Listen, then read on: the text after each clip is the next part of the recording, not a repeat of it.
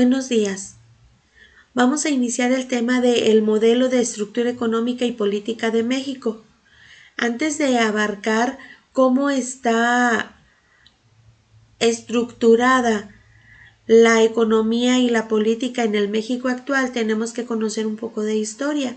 Y es por eso que este tema vamos a iniciarlo hablando acerca de las etapas de la economía en México. Desde la época, se le llama precolombina, o la época prehispánica a la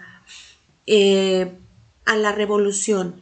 Esta es la etapa crítica porque es donde se establecen todas las bases de la economía del México que conocemos en la actualidad.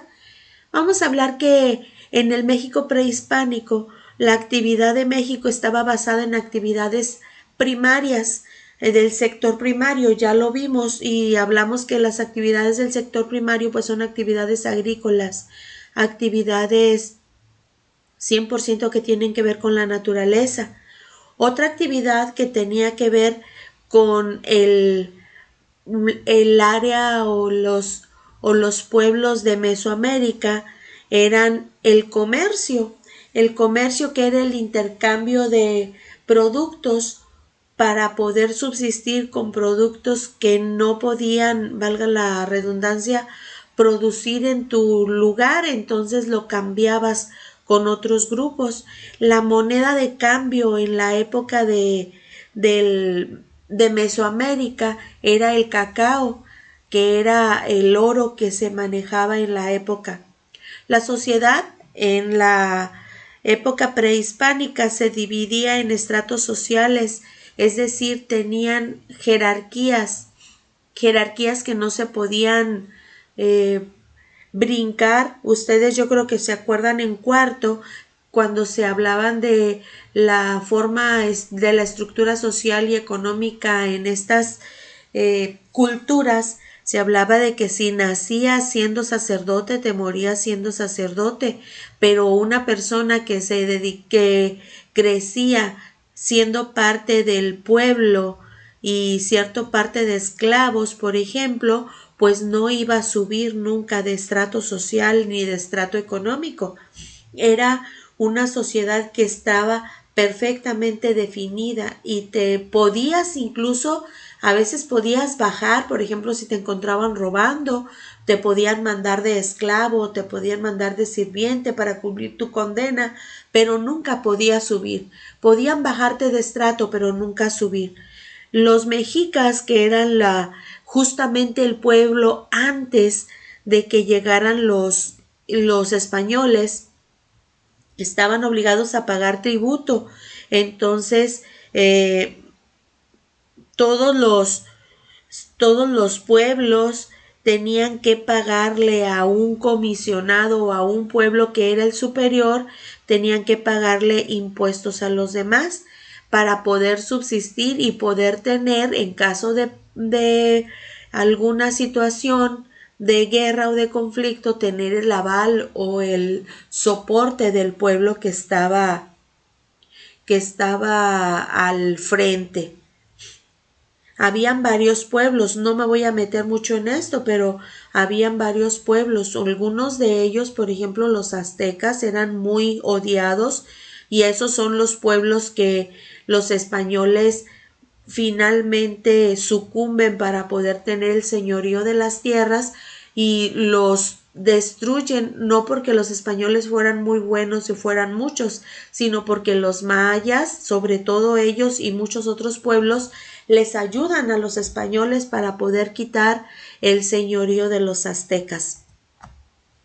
Pasando ya después cuando se instaura la colonia en México, que la colonia se instaura cuando tumban al último pueblo señor, que son los aztecas, la economía se va a sustentar en la minería. Acuérdense que los españoles y muchos otros pueblos se vienen a América porque quieren piedras preciosas, entre ellos el oro, la plata.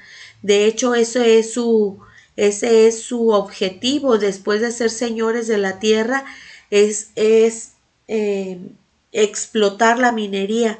La agricultura también estaba como parte de la economía en México, pero solamente para subsistir, para poder comer. Casi nada de la agricultura se llevaba a Europa, porque sí se llevaba y era importante, pero solamente para poder vivir en esta tierra. Dentro de la economía, la minería se dice que fue la actividad más importante por tres razones. La primera, generaba empleos, y los empleos pues eran los que ganaban en los empleos pues eran los señores, los amos. Jamás los que ganaban eran los dueños o los antiguos dueños de la tierra, sino que los españoles ponían a trabajar eh, a sus sirvientes, a sus esclavos en muchas situaciones, y ellos eran los que ganaban. Además de que el oro y la plata se convirtieron en monedas. De hecho, hasta las acuñaron y era mercancía que, como era aceptada internacionalmente, entonces era objeto de exportación al país de donde ellos eran. Y de hecho hasta los reyes enviaban expediciones y soldados, incluso sacerdotes, a todos ellos los enviaban para estructurar una sociedad de ganancia en la minería en las nuevas tierras conquistadas. Y esta época de la colonia dura hasta que algunos españoles nacidos en México se van a incomodar, porque ellos al nacer acá en México nunca van a poder tener ni títulos nobiliarios, ni van a poder acceder a la sociedad en España porque eran mal vistos. Entonces ellos empiezan a inconformar a los pueblos acá en México, y entonces se inicia la guerra de independencia y los empiezan a inconformar precisamente por el aspecto económico, no tanto por el social, sino porque ellos no podían subir en un estrato económico por su nacimiento. Aunque eran hijos de padres españoles, no podían acceder a la economía que tenía un español, y entonces algunos, generalmente el conflicto de la independencia inicia con eso, y después se va al aspecto social y después al aspecto cultural, pero empieza con un aspecto netamente económico. ¿Qué se hace al inicio de la guerra de la independencia? Se le cortan las arcas a España, es decir, empiezan a destruir las minas para que no haya economía que pueda mantener a esas personas indeseables para muchos mestizos o para muchos españoles nacidos en América. Entonces se destruye y empieza la disminución de la producción de plata ahí alrededor de 1810-1821, que es la época de la independencia.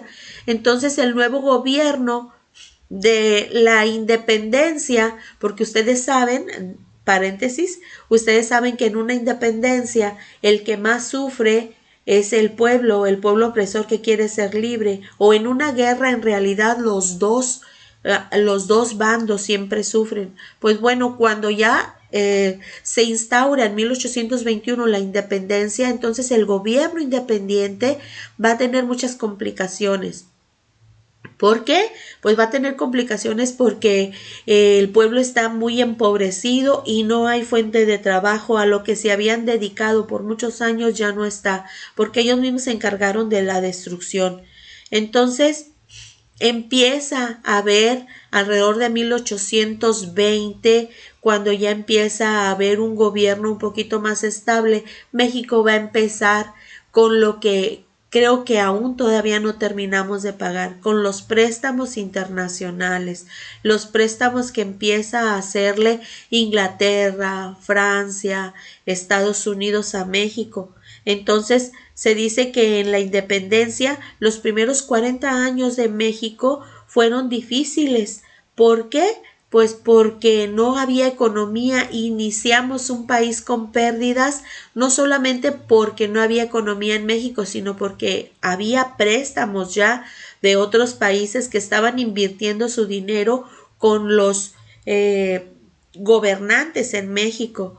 Y entonces empieza a ver, porque es el acomodo de un país que nunca se había gobernado solo, empieza a haber conflictos entre los grupos liberales y los grupos conservadores.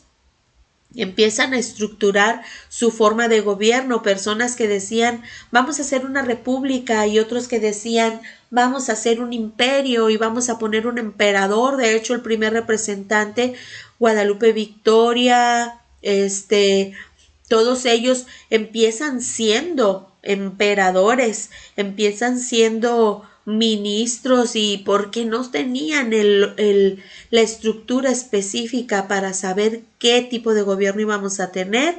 Luego, en estas mismas épocas, a un presidente se le ocurre venderle territorio a causa de unos préstamos mal fundados, venderle el territorio a Estados Unidos, y luego empieza a haber estancamiento económico y pobreza. ¿Por qué?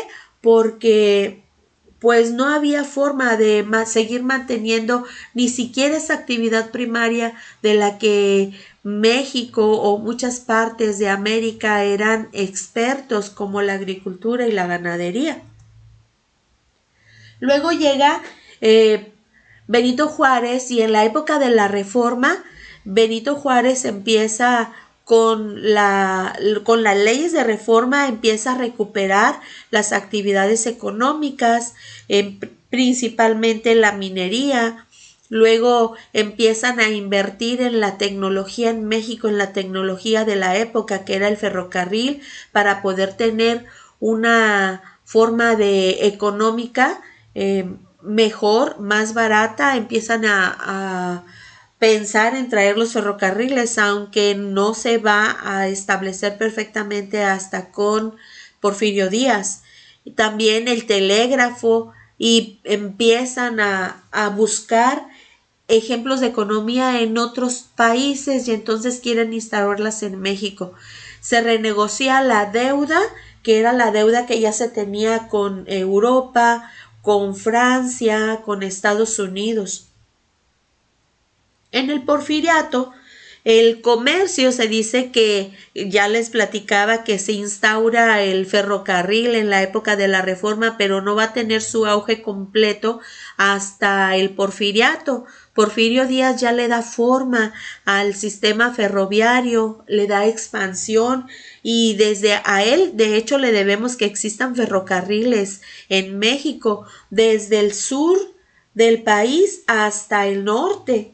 Entonces, no sé si habrán escuchado ustedes del tren que lleva a los indocumentados por todo México. Entonces, se le llama la bestia, pero bueno, ¿por qué se le llama así? Porque es una gran red de vías que va a llevar desde el sur de México, como les digo, hasta Estados Unidos. ¿A quién le debemos ese tipo de economía ferroviaria o del sistema ferroviario que va a establecer un buen comercio y una economía en México? Pues se lo debemos a Porfirio Díaz. Muchas veces pensamos que Porfirio Díaz fue una calamidad para México, pues al principio no era así. Claro que todos los excesos son malos, y entonces el gobierno de Porfirio Díaz llega al exceso y por eso se vuelve negativo, pero al principio era muy bueno. Entonces, en este periodo va a crecer la industria en muchas ramas, en la producción agrícola, en la producción ganadera, en la tecnología, porque Porfirio Díaz trae el teléfono, trae empresas que fabriquen coches, ya hablamos del sistema de vías y del tren. Entonces, la actividad económica en el Porfiriato va a ser muy importante y va a ser muy buena. Y se dice que con la llegada, porque llegan bancos que vienen a invertir a México, entonces con la llegada de capitales a México, entonces México va a ver la necesidad de construir carreteras, de construir, se dice, infraestructura de transportes para poder desarrollar la industria y poder las personas que querían invertir en México tener formas más seguras y más rápidas de moverse en el país. Entonces, como le decía, ya para terminar el Porfiriato, en esta época se construyen las redes de telégrafo, de teléfono y se mejora la comunicación en México. Luego, como les digo, todo lo que es en exceso es malo, entonces llega el movimiento revolucionario. La Revolución Mexicana se establece para quitar del gobierno a Porfirio Díaz, porque ya tenía cerca de los 30 años en el poder y, ¿cómo se dice? Amenazaba con un periodo nuevo de gobierno cuando había personas en México que eran, si no muchísimo mejor, eran más aptas por la edad para estar en el gobierno. Uno de ellos era don Francisco I. Madero. Don Francisco I. Madero, una persona que había estudiado en Inglaterra, era un buen político, era un buen licenciado en su época, era una persona visionaria, entonces llama a que se separe del gobierno a Porfirio Díaz, que a lo mejor no era porque fuera ya mal gobernante, sino porque era una persona ya muy grande para estar en el gobierno. Se dice que en este último de los periodos gubernamentales, Porfirio Díaz ya tenía 80 años, entonces una persona de 80 años ya no tenía ni el vigor, ni la frescura, ni la capacidad intelectual para poder seguir gobernando un país tan grande. Entonces la Revolución Mexicana va a establecer lo que se llama una disolución social, algo negativo. Se empiezan a romper, como dice el escrito, la economía. El país empieza a sufrir hambre y epidemias porque acuérdense que ya lo dije y ustedes ya lo deben de saber, una guerra lo primero que destruye es a la gente pobre, a la gente que tiene que estar al frente de la guerra. Y acuérdense también, una guerra interna se le llama revolución. Entonces lo que quería con un propósito noble que quería hacer Francisco I. Madero al llamar al pueblo a una revolución, era un buen propósito, pero los que sufren generalmente pues son los grupos más afectados, son los pobres. Perdón. Entonces, la revolución empieza a haber desorden, violencia, porque no todos tenían el mismo objetivo para la lucha. De hecho, lo podemos notar en el norte, había un tipo de lucha que querían quitar tierras a las personas, a los grandes latifundistas, que eran las personas que Porfirio Díaz había beneficiado dándoles tierras para que las trabajaran, se las quitaron a los pobres y entonces en el norte querían quitar, no querían solo las tierras, sino querían quitar a los latifundistas, era un propósito mucho más económico. En el centro y en el sur del país, los movimientos, bueno, en el centro querían quitar a Porfirio Díaz y ese era el movimiento que lideraba Madero. Luego en el sur había un propósito netamente territorial. Entonces, por ejemplo, en el sur Zapata, en el centro Madero y en el norte Pancho Villa. Entonces, había mucho desorden, había violencia porque cada quien quería establecer sus propias reglas para poder beneficiarse con esta revolución y por lo tanto no había estabilidad económica. Muchos de los extranjeros rehuyen, se llevan sus capitales, otros empiezan a defenderse y entonces hay muchísimos problemas. Y bueno, pues entonces a lo largo de todo este tiempo, ya estamos llegando a 1910 y entonces en todo este tiempo se va a ir reestructurando la economía de una economía tranquila antes de que llegaran los españoles a una economía muy conflictiva porque en una revolución no hay cabeza, no hay un líder que gobierne el país y entonces todo se vuelve un caos. Y bueno, hasta aquí es como una pincelada de a grandes rasgos las etapas que ha vivido México hasta la revolución, y después de la revolución, como ya empieza a haber una constitución, pues entonces ya es otra época. Vamos a hacer la siguiente actividad. Dice, utilizando el repaso que les acabo de dar, el repaso anterior, van a crear una línea de tiempo de la economía y, bueno, solamente de la economía, por lo tanto, es por lo pronto. Entonces, desde el México prehispánico o precolombino hasta la revolución. Y me van a explicar algunos frasecitas de lo que yo dije para poder ponerlo. Así que le pone economía precolombina y cómo era. Luego una línea, vayan poniendo años. Esto es en realidad lo que le toca a usted investigar. Por ejemplo, los años.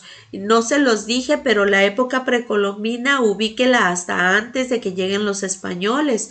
Luego la época de la colonia, cuando se instaura la colonia. Y así vaya buscando las épocas, las fechas, poniendo el título. A ver, póngale, por ejemplo, los años de la colonia, investíguelo y luego le pone la colonia y entre paréntesis le pone los años y escribe algo de lo que dije o de lo que viene en las diapositivas hasta que llegue a la revolución. Entonces, esa es la actividad que vamos a realizar.